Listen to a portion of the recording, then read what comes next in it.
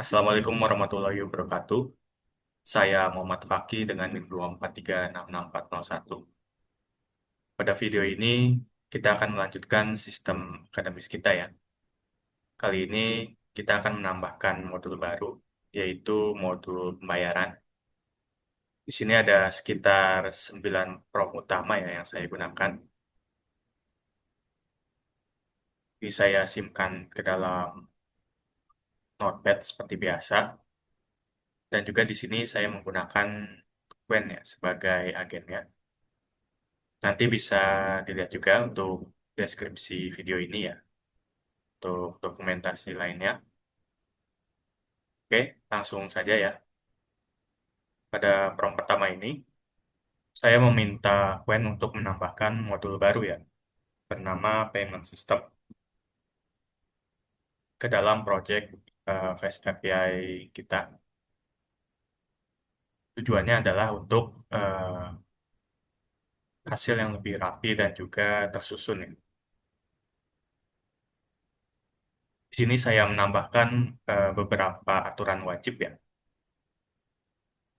agar si Gwen ini tetap fokus ya dan juga tidak melenceng dari tujuan prom ini ya. Lalu di sini ada struktur foldernya. Nanti di dalam payment system terdapat file-file ini ya. Lalu ada database skema. Ini menggunakan SQL Alchemy ORM ya. Kita mau membuat tiga buah table. Di sini ada billing, payment, dan juga payment method. Lalu di sini implementasinya ada tiga ya. Semua model inherit dari base-nya. Lalu foreign key itu harus mengarah ke table yang existing. Lalu nanti di file model ditulis create all ya. Di sini juga saya meminta outputnya agar filenya itu lengkap. Lalu tidak ada error ya saat aplikasi dijalankan. Dan juga table-tablenya itu muncul ya di dalam database. Jadi tujuan dari prom ini itu untuk memastikan integrasi ya, integrasi database yang konsisten, karena kita sebelumnya sudah membuat ya beberapa modul. Oke, itu untuk prom yang pertama ya. Jadi fokus ke database-nya terlebih dahulu ya. Lalu lanjut ke prom kedua. Untuk prom kedua ini kita fokus ke integrasi ya, belum ke logiknya. Jadi di sini saya eh, memberikan konteks ya, agar tidak buat PCBA baru, yang buka struktur router lain dan sebagainya. Jadi tujuannya adalah untuk eh, menampilkan modul pembayaran di Swagger UI terlebih dahulu ya. Di sini saya minta Quen untuk mengupdate main file-nya, lalu menambahkan import ya router dari modul payment, lalu nanti eh, menambahkan tag payment ya untuk Swagger UI-nya dengan prefix seperti ini ya. Ini untuk aturan wajibnya supaya tetap konsisten ya. Jadi gunakan import absolute, jangan modifikasi router lainnya dan sebagainya ya. Untuk hasilnya seperti ini ya. Payment system muncul di Swagger UI, tidak ada error dan juga main file-nya itu tetap rapi dan konsisten. Itu untuk eh, prom kedua ya. Kita lanjut ke prom ketiga. Di sini tujuan prom ketiga adalah untuk mengimplementasi eh, payment workflow ya, atau alur pembayaran ya. Dan juga menampilkannya pada Swagger UI. Ini file-filenya yang boleh diubah. Jadi tidak mengganggu modul lainnya dulu ya. Karena kita belum eh, mengintegrasikan ke modul lainnya. Lalu di sini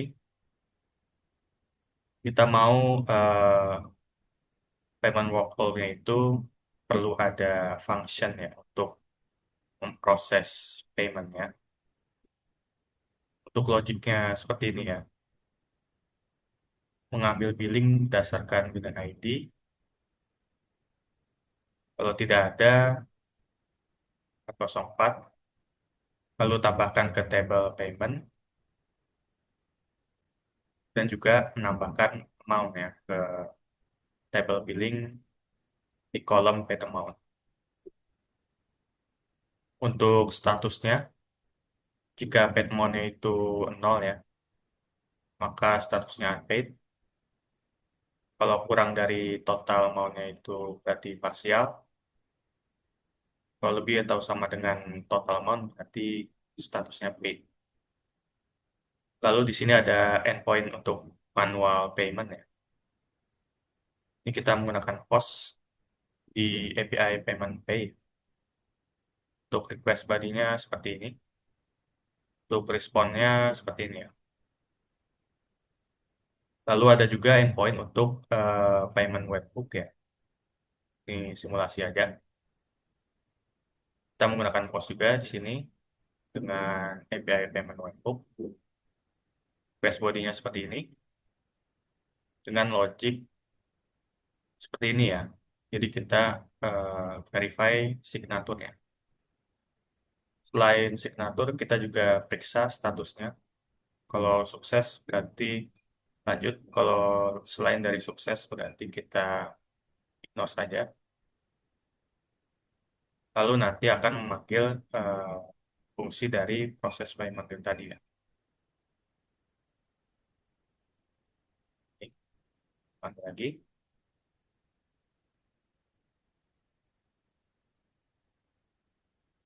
Lalu kita juga daftarkan ya ke Swagger lainnya. Untuk outputnya, di sini endpoint-nya itu harus sudah muncul ya di Swagger UI. Lalu di sini kita tambahkan dua ya. Tambahkan dua ada Pay dan juga Webhook. Dan juga itu keduanya sudah berfungsi ya. Lalu status billingnya juga berubah sesuai dengan pembayarannya. Tidak ada error dan juga tidak mengganggu modul lainnya. Jadi itu untuk prompt ketiganya. Kita bisa lanjut ke prompt keempat. Seperti biasa di sini kita tambahkan aturan wajibnya ya, supaya tidak melenceng ya dari tujuan prom ini. Sini juga kita tambahkan konteks database kita di sini untuk tabel-tabel yang existing ya. Di sini ada calon mahasiswa, PRS dan juga biddingnya ya. Jadi di sini kita ada aturan bisnis untuk membuat billing. Yang pertama, billing itu dibuat per mahasiswa ya, berdasarkan data dari tabel KRS. Jadi mahasiswa tersebut harus ada di tabel calon mahasiswa dan juga statusnya sudah approve ya. Untuk nominal SPP-nya di sini saya buat dulu ya. Ada TIF dan juga SIF. Untuk status awalnya kita setting ke unpaid dulu dengan paid amount-nya 0 ya. Untuk due date-nya 14 hari setelah tanggal di generate-nya ya. Lalu untuk implementasinya di sini Saya minta untuk dibuatkan sebuah fungsi generate billing pada file service saya. Logik dari fungsinya itu sesuai dengan eh, aturan bisnis kita yang tadi. Jadi kita ambil semua KRS datanya, kita join, filter berdasarkan mahasiswa dengan status approve dan sebagainya ya. Sesuai dengan aturan tadi yang kita buat. Lalu untuk routernya kita tambahkan endpoint baru ya. Baru detailnya seperti ini dan dia masuk ke tag payment ya. Dan juga di sini kita tambahkan validasi ya jika semesternya itu tidak ditemukan di dalam KRS atau dan sebagainya ya.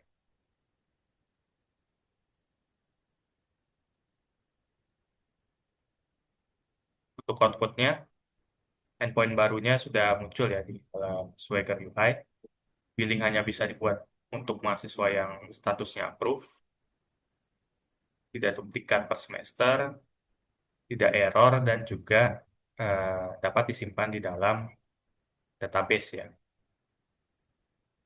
Jadi prom ini mengikat ya, mengikat tiga modul sekaligus.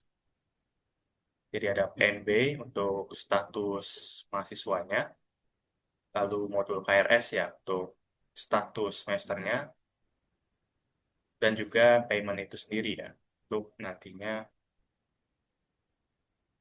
sebagai billingnya ya. Oke, itu untuk prom yang keempat. Kita bisa lanjut ke prom yang kelima ya. Jadi prom kelima ini menyempurnakan logika akademik yang sudah kita buat ya di prom keempat. Karena pada prom sebelumnya, Gwen itu belum bisa ya mengambil data dengan benar. Jadi di sini saya luruskan lagi ya konsepnya. Kita tambahkan seperti biasa aturannya. Lalu kita jelas lagi untuk alur bisnisnya ya. Jadi billing dibuat berdasarkan data dari KRS. Jadi mengambil NIM dan semester itu dari tabel KRS. Lalu untuk validasi mahasiswanya diambil dari tabel calon mahasiswa dengan status approve ya. Dan juga di sini kita tambahkan relasi antara billing dan juga KRS ya. Lalu kita minta buatkan juga endpoint-nya ya. Endpoint-nya untuk request body-nya seperti ini. Dan juga kita tambahkan logika untuk generate billing berdasarkan aturan bisnis kita ya. Jadi seperti ini ada 6 langkah ya. Untuk outputnya seperti ini ya. Muncul di Swagger UI, request body-nya itu NIM dan semester, dapat tersimpan ya di database, nggak ada error dan juga konsisten. Seperti itu untuk prom kelima ya, sebagai prom perbaikan untuk prom sebelumnya ya. Kita bisa lanjut ke prom yang keenam. Di sini kita tambahkan fitur reminder ya, dan juga denda secara otomatis. Kita tambahkan hukuman wajib dan juga aturan wajibnya sebagai konteks ya untuk encodernya. Untuk tujuan dari fiturnya yang reminder itu untuk billing yang statusnya unpaid atau parsial ya, yang sudah melewati due date. Untuk dendanya, jika sudah lewat dari due date-nya, maka status akan berubah menjadi overdue.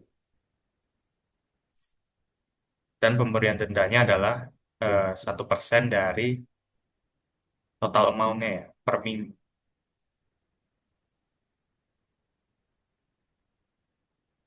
Jadi untuk implementasinya kita tambahkan scheduler ya, tapi scheduler dijalankan satu kali ya per hari dan jobnya itu hanya satu ya. Jadi tidak duplikat saat di restart. Ini untuk logic untuk setiap record di table billingnya. Dan juga di sini ada remindernya ya. Jadi nanti remindernya dalam bentuk log ya, yang isinya seperti ini.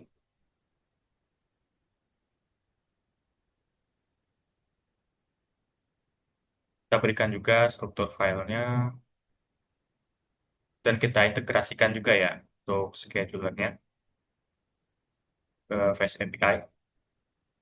Seperti ini contohnya. Untuk outputnya, file schedulernya sudah lengkap, schedulernya bisa berjalan secara otomatis, status billing itu bisa otomatis berubah ya, jadi overdue, denda juga bertambah secara otomatis, dan juga tidak ada error ya saat aplikasi dijalankan. Ya sudah, kita bisa lanjut ke prompt selanjutnya ya, untuk prompt ke-7. Jadi di sini menambahkan fitur untuk AI Financial Report. Ini untuk analisis data aja. Ini aturan seperti biasa ya, agar fokus terhadap prompt yang diberikan dan tidak melenceng. Untuk tujuannya adalah menghasilkan laporan keuangan ya, yang nantinya siap ditampilkan di dashboard front end. Untuk sumber datanya, kita menggunakan data dari tabel yang sudah ada ya, dari billing, payment, calon mahasiswa, dan juga PRS. Lalu kita buatkan juga endpoint baru ya, ini request body-nya seperti ini. Untuk outputnya seperti ini ya. Lalu di sini juga ada recommendation ya. Ini berdasarkan jumlah mahasiswa yang memiliki tunggakan. Untuk logiknya, untuk setiap dari ini, kita berikan logik juga. Jadi ini adalah total ya, total dari payment amount. Untuk collection rate diambil dari jumlah mahasiswa yang sudah bayar dibagi total mahasiswanya ya, dikalikan dengan 100. Jadi paid student ini adalah mahasiswa yang billing statusnya paid atau partial.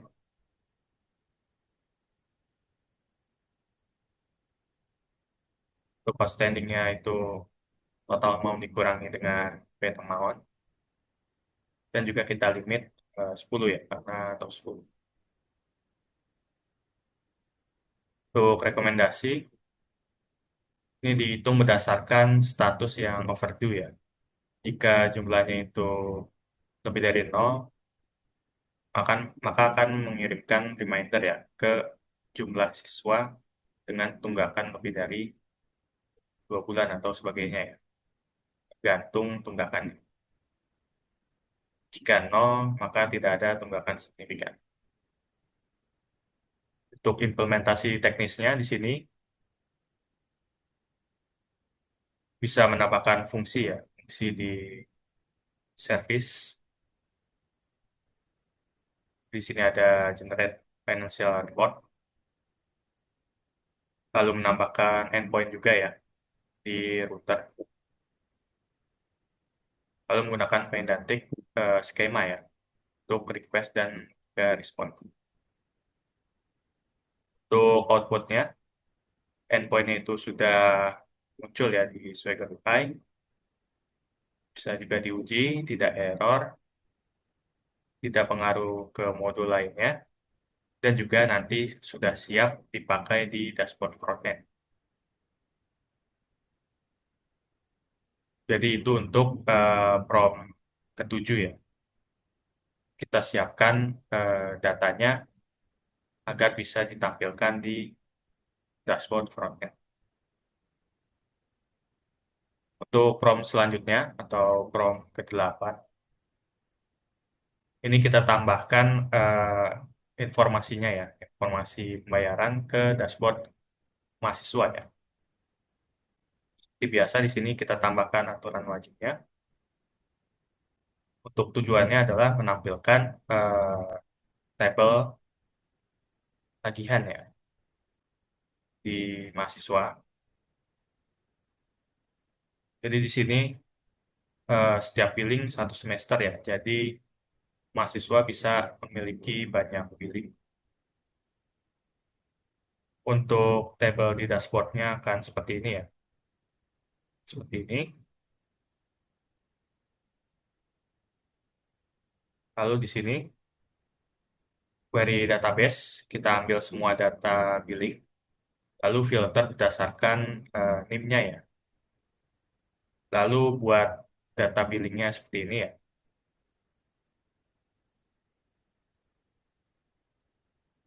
Dan nantinya akan dikirimkan ke dashboard mahasiswa.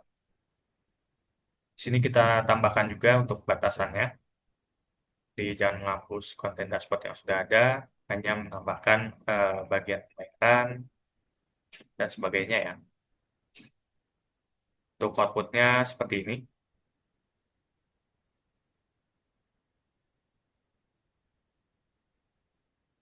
Jadi itu adalah prompt ke-8 ya. Lalu kita lanjut ke prompt terakhir atau prompt ke-9.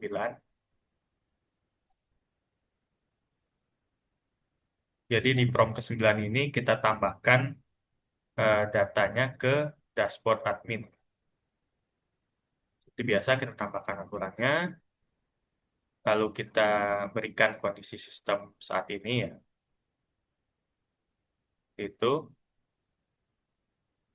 lalu kita minta adminnya itu nanti bisa melihat collection rate ya per program studi. Jadi kita ada 2 program studi. Collection rate diambil dari ini ya. Lalu kita minta tampilkan dalam bentuk tabel ya. Lalu di sini juga ada grafik ya, pembayaran bulanan. Grafiknya seperti ini ya. Datanya diambil dari ini. Ini untuk sumber datanya menggunakan endpoint yang sudah ada ya. Untuk implementasinya, untuk logic di admin dashboardnya ya, kita ambil data pembayarannya via HTTPX. Lalu kita olah menjadi ini ya, collection rate per prodi dan juga monthly payment ya, untuk diagram nantinya ya. Lalu kirim data ke dashboard admin ya, dashboard adminnya, lalu update dashboard adminnya dengan data-data barunya ya. Untuk grafiknya kita menggunakan chart JS ya. Jika kosong akan menampilkan pesan ini. Untuk outputnya seperti ini. Dashboard admin bisa menampilkan ini ya. Lalu tidak merusak dashboard mahasiswa, tidak merusak modul lain, dan juga tidak error saat dijalankan. Seperti itu untuk kesembilan prompt yang saya gunakan untuk membangun modul pembayaran ini. Jadi kita bisa langsung coba saja ya. ke aplikasinya. Sini sudah saya jalankan ya, aplikasinya. Kita bisa coba buka.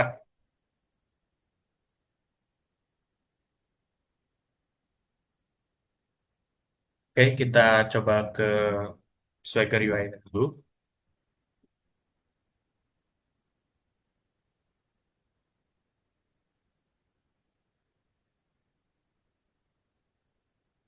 Di sini ada payment ya. Kita bisa coba generate billing di sini.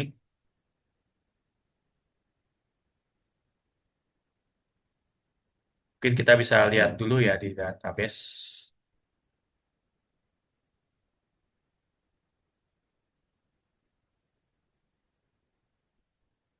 dan juga billingnya. Mungkin kita bisa memakai NIM ini ya, div 0004. Jadi kita kembali lagi.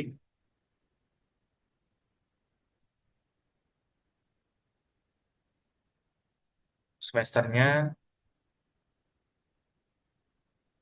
seperti ini. Seperti ini. Kita execute. Oke, berhasil ya. Billing ID-nya 4. Kita lihat ke billing. Di sini ada ya, untuk NIM div 004. Ini total amount-nya 5 juta ya. Karena dia itu TIF, kalau shift dia itu 4 juta ya. Jadi ini sudah sesuai. Untuk status awalnya tadi unpaid ya, dengan paid amount 0. Itu.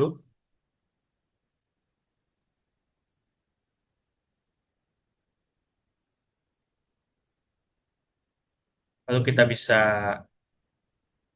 manual payment atau menggunakan webhook ya. Kita coba menggunakan webhook terlebih dahulu. Untuk signaturnya kita pakai ini saja, NIM-nya. Kita tambahkan signatur misalkan. Billing ID-nya tadi 4 ya. Maunya misalkan kita 1 juta dulu. Metode ID-nya kita bisa lihat di sini.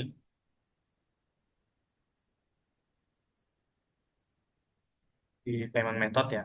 Misalkan 2, kita isi 2. Untuk transaction rate-nya kita bisa isi misalkan 10x.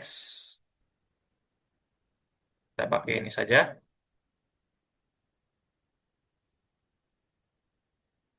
Misalkan 2025 001. Untuk statusnya sukses. Kita bisa execute.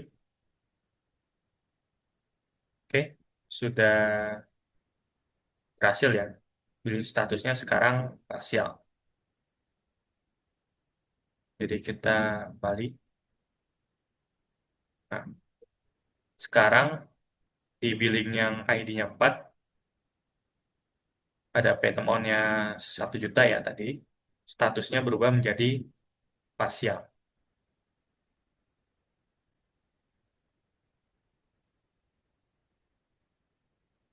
Lalu di sini kita coba eh, manual payment ya. Manual payment, billing ID misalkan tadi 4 ya. Maunya kita lunaskan saja di sini. Di sini kurang 4 juta ya. Berarti kita tambahkan 4 juta. Metode ID-nya gua aja.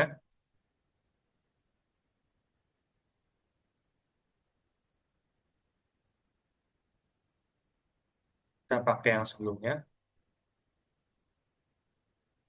Ini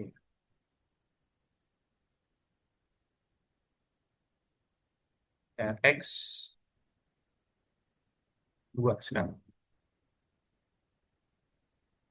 Execute. Oke. Statusnya sekarang menjadi paid.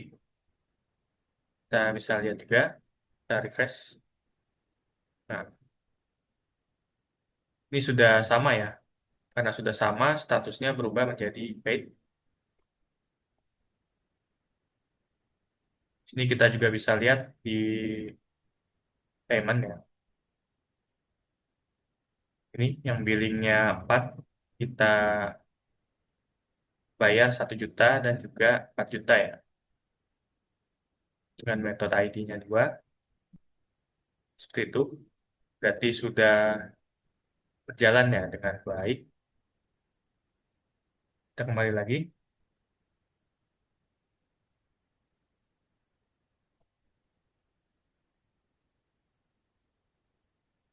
Untuk financial report-nya, kita bisa lihat ya di dashboard masing-masing. Kita lihat di dashboard mahasiswa dan juga adminnya ya. Supaya lebih mudah aja untuk melihatnya.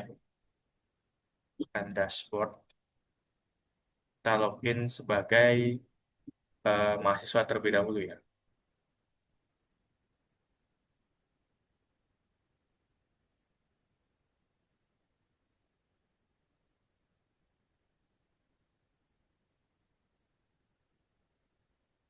Oke, ini adalah dashboard mahasiswanya. Kita bisa scroll ke bawah ya untuk melihat pembayaran. Sini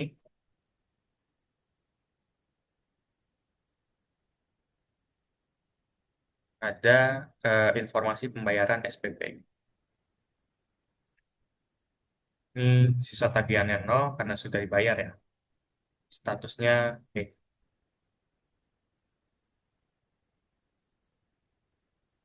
Berarti dia adalah yang ini ya. User ini, TF003.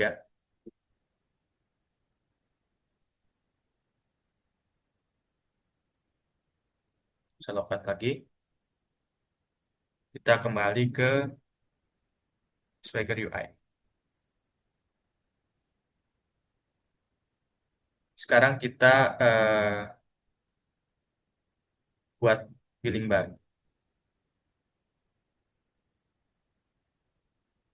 Misalnya kita lihat dari KRS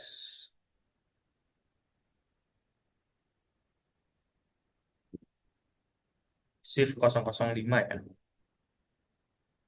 Shift 005 kita lihat di billing. Belum ada ya. Berarti kita bisa pakai di sini Shift 005 semesternya ini.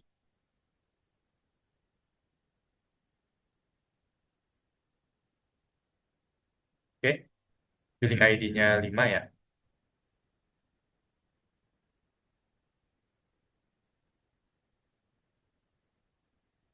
Kita lihat di billing. Nah, ini sudah muncul ya. Nah, kita mau tes overdue ya, seperti ini. Jadi,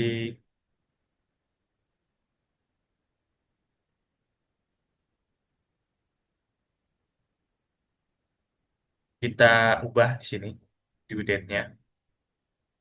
Misalkan menjadi 2025, 10/10 ya.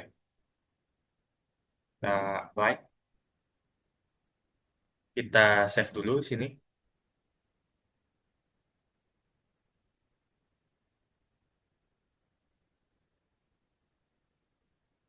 Ini karena trigger di tengah malam ya, untuk setiap harinya. Kita ubah menjadi setiap 1 menit ya. Jadi kita nyalakan ini, kita matikan ini. Kita save.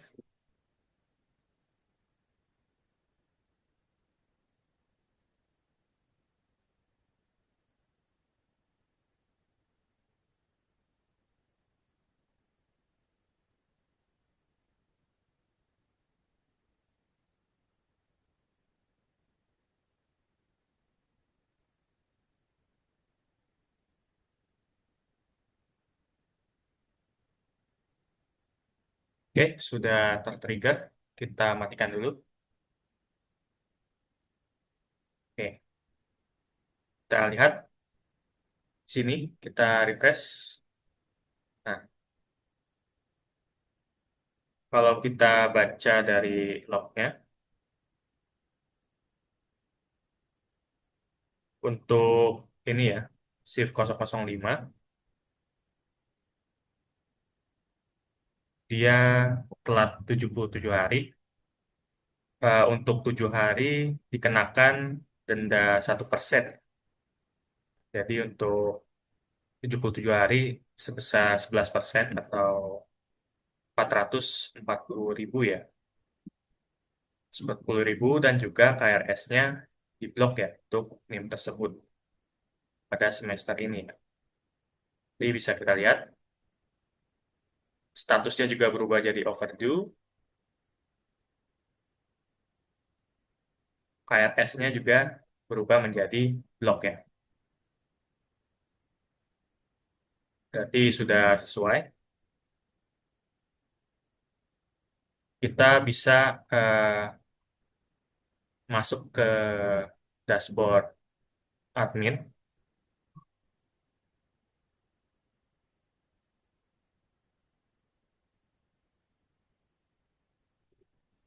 Ini untuk melihat data pembayarannya ya.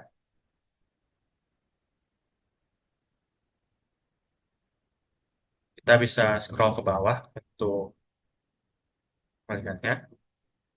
Nah, di sini ada keuangan ya.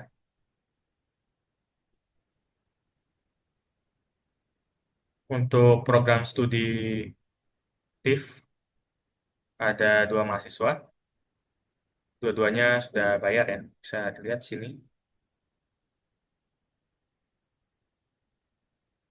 Ini TIF dan juga TIF ini ya. Untuk shift-nya ini yang parsial.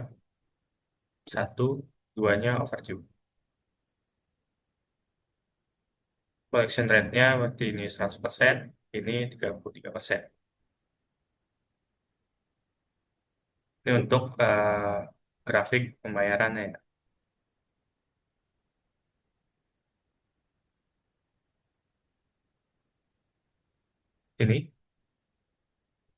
Ini per bulannya.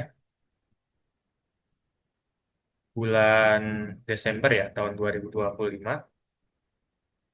Total pembayaran ada 12 juta ya di sini. Ini 5, 7, 12 ya. Dan semua itu dilakukan di Desember tahun 2025. Jadi ada di sini satu doang. Oke, kira-kira seperti itu.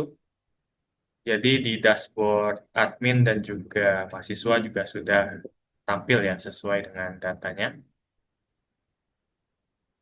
Untuk logika modulnya juga sudah sesuai karena kalau dia overdue akan memblok ya untuk KRS-nya juga. Jadi seperti itu untuk modul pembayarannya. Terima kasih. Assalamualaikum warahmatullahi wabarakatuh.